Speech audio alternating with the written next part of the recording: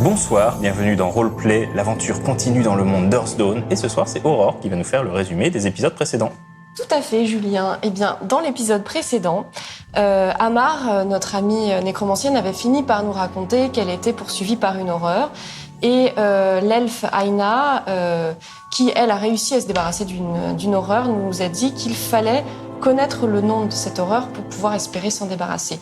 Elle nous a aussi conseillé de se méfier de la reine des elfes de sang Alakia. Et sur ce, nous avons continué notre périple et nous sommes arrivés à Eidolon, où nous avons rencontré l'ambassadeur de la reine qui s'appelle Campbell, qui nous a un petit peu pris sous son aile pour nous emmener rencontrer la reine, qui apparemment sait déjà qu'on veut la voir. Voilà. Devant vous se dresse le palais royal du bois de sang. Il est à la fois somptueux et grotesque, majestueux et distordu.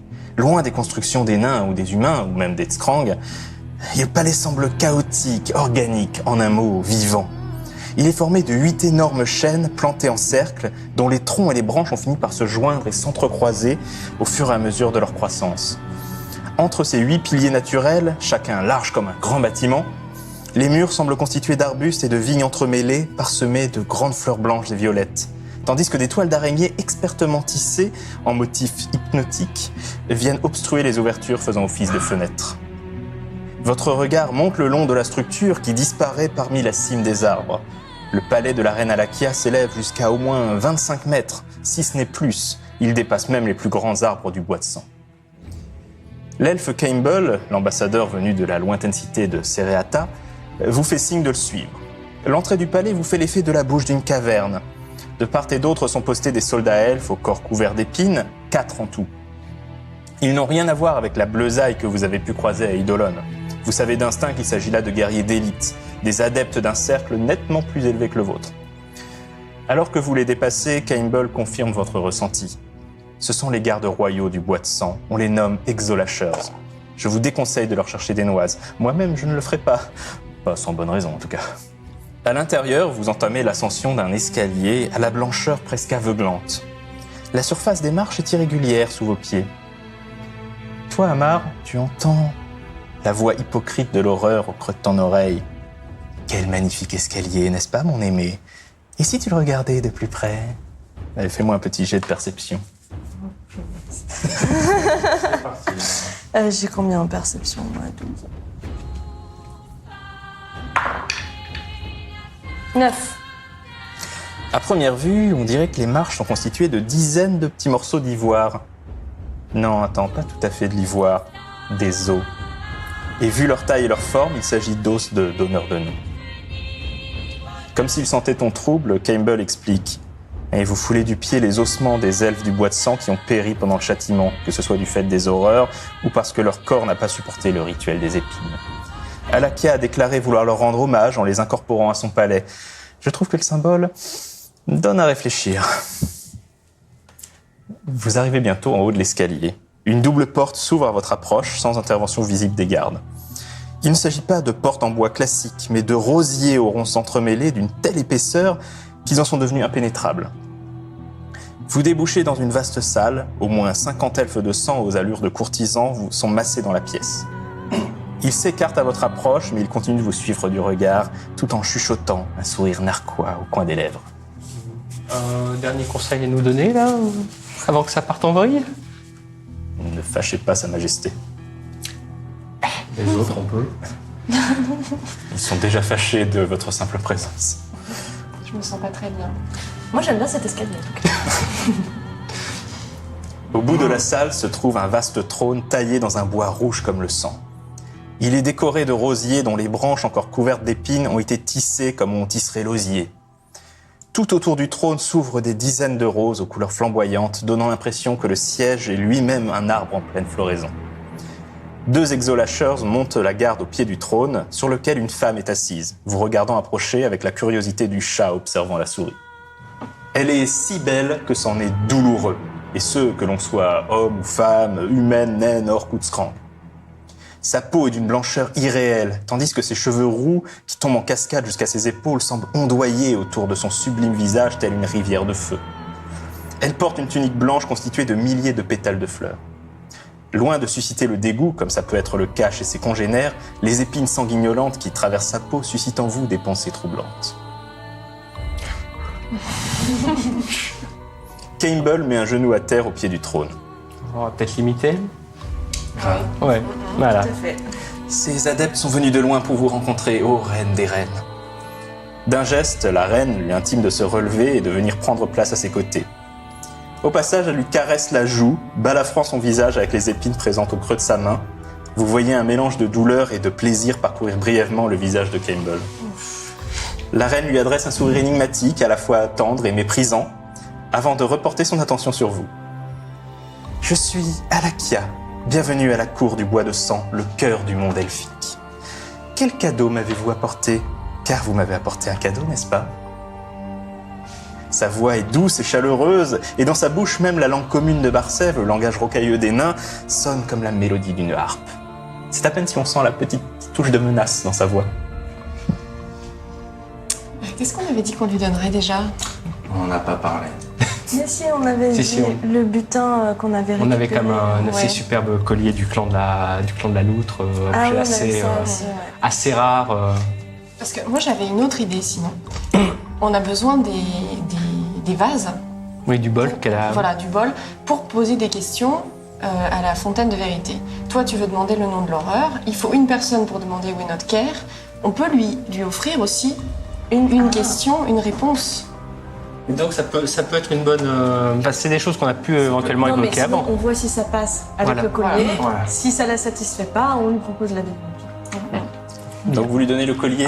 Effectivement, on va sortir le superbe collier du capitaine Strang, un objet rare, une magie particulière.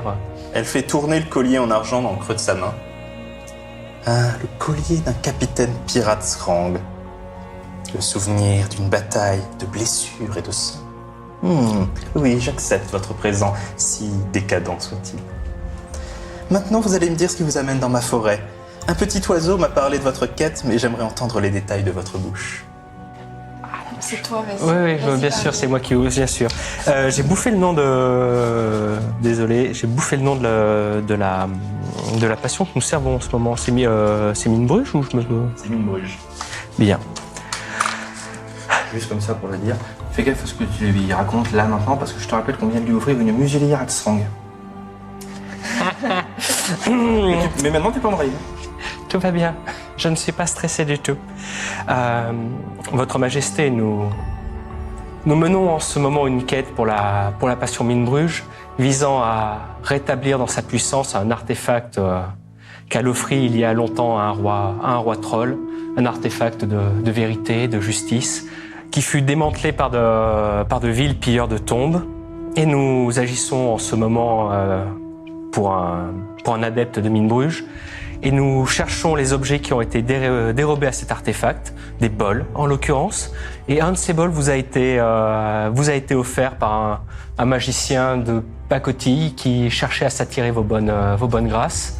Et ce bol est essentiel pour que l'artefact de Mine Bruges soit ramené dans sa pleine puissance. C'est pour ça que nous sommes venus ici, pour solliciter de vous la possibilité de récupérer cet objet. Intéressant. Je vois très bien de quel bol il s'agit. Mais imaginons que je sois prête à m'en séparer afin de vous permettre de mener votre mission à bien. Quel service me rendriez-vous en échange ? Eh bien, cet artefact permettrait de réveiller la fontaine de vérité qui répond de manière complètement véridique à chaque question qu'une personne lui pose. Nous aurions donc l'offre de vous offrir une réponse ou une question à cette fontaine de vérité. Cela me paraît un marché honnête. Encore faut-il que je puisse m'assurer que vous remplirez votre part du marché. Ah, quel dommage que vous soyez déjà tous sous l'emprise d'un serment de sang. Ces choses-là ne sont pas cumulables. Oh, mais suis-je distraite? Il y a bien un membre de votre groupe qui n'a pas prêté ce serment. À ce moment-là, l'une des branches épineuses du trône semble prendre vie et avec une rapidité inattendue, elle s'empare de Chiao, pourtant camouflée en écharpe autour du cou de chien qui ronge. Ok, il va y avoir bon pour essayer de le rattraper, mais je suppose qu'elle est trop rapide pour moi. Déjà, elle est trop rapide pour toi, et en plus, tu te retrouves immédiatement encerclé par les exolâcheurs. Et il est très clair qu'ils n'hésiteront pas à tous vous tuer sur place si leur maîtresse en donne l'ordre. Elle nous est exo-hachée, quoi. La branche épineuse soulève Chiao dans les airs, tandis qu'il pousse des petits cris stridents. Elle la porte jusqu'à Alakia, qui passe sa main dans la fourrure du furet, qui pousse alors un couinement de douleur et ne parvient pas à retenir un juron dans une langue inconnue. Ça ressemble en gros à Gaisu. Un animal doté de paroles et capable de changer de forme. Ah, je n'ai jamais rien vu de pareil à Barcel. Je serais bien tenté de le garder pour ma ménagerie, mais il me sera plus utile comme garantie, si toutefois il survit au rituel de sang. Il y a toutefois une autre solution. Encore faut-il que l'un de vous se porte volontaire. Volontaire. Elle fait signe à une servante qui s'éclipse discrètement. Non, ouais, je suis pas surpris. Quelques instants plus tard, la servante revient avec une petite bouteille dans oricalque. Alakia chuchote quelques mots dans une langue inconnue avant de retirer le bouchon scellé à la cire. Une vapeur colorée s'échappe du goulot. Alakia souffle doucement dessus, la propageant dans ta direction, chien qui ronge. Tu tentes instinctivement de retenir ta respiration, mais la volute s'immisce par tes narines, par tes oreilles. Un de mes esprits élémentaires va se joindre à vous pour le reste de votre quête. Le moment venu, il utilisera tes lèvres pour poser la question qui m'est due. Une fois qu'il aura obtenu la réponse, la possession prendra fin et il me reviendra. Ma servante va vous remettre ce fameux bol, puis vous quitterez ma forêt et vous ne la souillerez plus jamais de votre présence, sous peine de finir dans la fosse. Allez, hop, hors de ma vue. Elle libère Chao, j'espère. Voilà, sur ces paroles, la reine prend congé, non sans avoir libéré Chiao, de l'étreinte du bras végétal qui se fond immédiatement avec le reste du trône de rose. La servante et un groupe d'exolâcheurs vous entraînent à l'extérieur du palais, dans les jardins, jusqu'à une colonne formée par un tronc d'arbre ayant pris une forme rappelant une main ouverte vers le ciel. Au sommet, des oiseaux de toutes les couleurs pataugent dans une sorte de bassin en argent. Pas un bassin, un bol. Un grand bol en argent d'aspect ancien. Le seul truc, c'est qu'on vous n'avez pas vraiment précisé la taille de la chose. C'est un grand bol. À vue de nez, vous pensez qu'il doit bien peser 90 kilos ? Oh, fichtre. Alors, je voudrais pas être lourdingue sur le côté décoration intérieure, mais ça, c'est une vasque. Oui. C'est pas un bol. Mais attends, je te rappelle que le mec qui nous a dit que c'était un bol est une espèce de brute de 3 mètres de haut. Bref, pour lui, ça peut ressembler à un bol. Un rince-doigt. C'est un objet troll. Ouais. Les tailles sont pas tout à fait les mêmes pour eux. Oui, c'est un bol Bon. troll. Pas de bol. Quand ils disent que le petit déjeuner, c'est le moment le plus important de la journée, ils plaisantent pas chez les trolls. Hein. T'as la quantité de céréales que tu mets dans ce truc-là. Bon, on peut le récupérer du coup ? Ou les oiseaux sont sacrés aussi ? Non, vous pouvez récupérer. Vous avez même les exolâcheurs qui vous aident à le porter. De mauvaise grâce, mais quand même. Oh bon, si c'est de mauvaise grâce, on les remercie grandement. Je leur dis à quel point ils sont sympathiques quand même de faire ça pour nous aider, c'est trop gentil. Et puis tu feras gaffe, t'as mis un petit peu de caca d'oiseau sur ta tunique. Faites attention à pas l'exolâcher surtout. Putain. On va se faire flinguer si vous continuez. Non, mais c'est pour, trop rigolé, hein, c'est pour évacuer le stress de la rencontre avec la reine, qui est très belle, mais c'est très très facile. Et du coup, ils emmènent le bol jusqu'à la charrette par laquelle vous étiez arrivé. Et après que le bol soit hissé dans la charrette, alors vous sentez une profonde fatigue vous envahir. Alors peut-être est-ce la tension qui redescend, ou la magie du bois de sang. Mais à partir de ce moment, vos souvenirs deviennent très flous. Ce qui est sûr, c'est que vous êtes réveillé ensuite à l'orée du bois.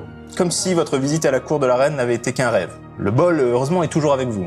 Mais impossible de retrouver le chemin emprunté à l'allée. C'est comme si la forêt s'était refermée derrière vous, bloquant tout passage avec une barrière d'arbustes épineux et de ronces. En mode barrez-vous. Dommage, on voulait y retourner. Ah ouais, trop tellement grave. Tu te sens comment ? Là, ce matin, ça va. D'accord, t'as pas une mauvaise haleine, un truc comme ça. Tu sens pas la présence d'un esprit élémentaire ou pas ? Tu te sens peut-être un petit peu ballonné, tu vois, un peu d'aérophagie. Là, très honnêtement, non, moi ça va. Par contre, je pense que je dois être en train d'emmerder ce pauvre Chiao, en train de regarder les blessures dans le pelage. Au petit soin avec lui, / carrément lourdingue avec lui pendant une bonne semaine. Et du coup, Fréla, tu vas faire un petit jet de survie, s'il te plaît. C'est ça. Oui. 4. De toute évidence, en observant la place de la Lune et sa forme également. C'est la nuit. Déjà, d'une part. Et tu penses que vous avez passé plusieurs jours dans cette forêt d'une manière ou d'une autre. Mais tu saurais pas te dire combien exactement. Donc toi, tu fais les jets de survie pour savoir s'il fait nuit. Oui. Pour survivre, c'est quand même plus pratique. Hein. Tu sais si c'est la nuit, si c'est le jour. Ce qui est sûr, c'est qu'à ton avis, là, maintenant, vu tout le temps que vous avez passé à l'aller et tout ça, il doit vous rester un peu moins d'un mois pour rentrer à Kratas et honorer le rendez-vous avec Stark, parole de loup à Clan Mornecrête. Du coup, ce que vous allez faire, c'est que vous allez me décrire comment vous comptez effectuer le voyage de retour. Alors, on pourrait partir du principe qu'on va faire exactement le chemin inverse, se refaire exactement les mêmes péripéties, non? Mais on a quand même. On a un bon retour sur la rivière Servos. Tu voudrais essayer de repasser par nos potes Strong. Si, on a cet écusson qui nous permet de faire le chemin inverse avec n'importe quel bateau du clan. Ça pourrait nous faire gagner un temps précieux, effectivement.